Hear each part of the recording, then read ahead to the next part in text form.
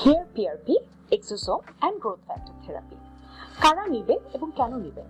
আসসালামু আলাইকুম, আমি ডক্টর সাইমা আহমেদ রেমি। ডার্মাটোলজিস্ট হিসেবে চুল পড়ার সমস্যা নিয়ে অনেক রোগীকে আমি ভুগতে দেখেছি।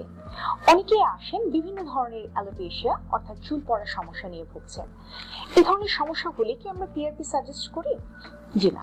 প্রথমে আমরা দেখে থাকি যে কি কারণে ওনার হেয়ার ফল হচ্ছে এবং অলরেডি কতটুকু হেয়ার লস হয়ে গিয়েছে, ওনার স্ক্যাল্পের কন্ডিশন কি, স্ক্যাল্প কতটুকু খালি হয়েছে, এই সবকিছু অ্যাসেস করে আমরা ট্রিটমেন্ট শুরু করি। পাশাপাশি ওনার ইন্টারনাল কোনো ডিজিজ আছে কিনা, কোনো হরমোনাল ডেফিসিয়েন্সি আছে কিনা, কোনো ভিটামিনের ডেফিসিয়েন্সি আছে কিনা, অ্যানিমিয়া আছে কিনা, এই ফ্যাক্টরগুলো দেখা হয়ে থাকে। ডিজিজ আইডেন্টিফাই করার পর আমরা প্রথমত খাওয়ার ওষুধ এবং লাগানোর ওষুধ দিয়ে ট্রিটমেন্ট শুরু করে থাকি।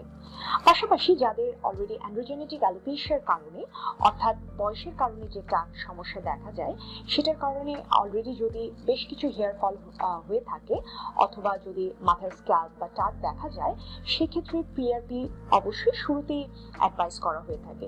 সাধারণত মান্থলি একটি থেরাপি নেওয়া হয়ে থাকে। পিআরপি একটি চমৎকার ট্রিটমেন্ট পদ্ধতি, আমাদের অনেক রোগীরাই ইতিমধ্যে পিআরপি সম্পর্কে জানে। এছাড়াও অত্যাধুনিক থেরাপি হচ্ছে এক্সোসোম অ্যান্ড গ্রোথ ফ্যাক্টর থেরাপি। এক্সোসোম মূলত বেশ কিছু গ্রোথ ফ্যাক্টরের সমন্বয়ে গঠিত একটি অত্যাধুনিক ট্রিটমেন্ট অপশন, যেটি সাধারণত ল্যাবে প্রোডাকশন হয়ে থাকে।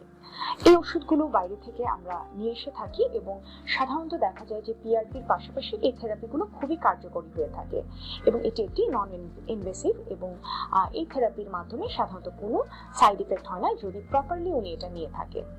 মোটামুটি 4 থেকে 6টা সেশন নিলেই অনেকটা হেয়ার গ্রোথ হয়ে থাকে।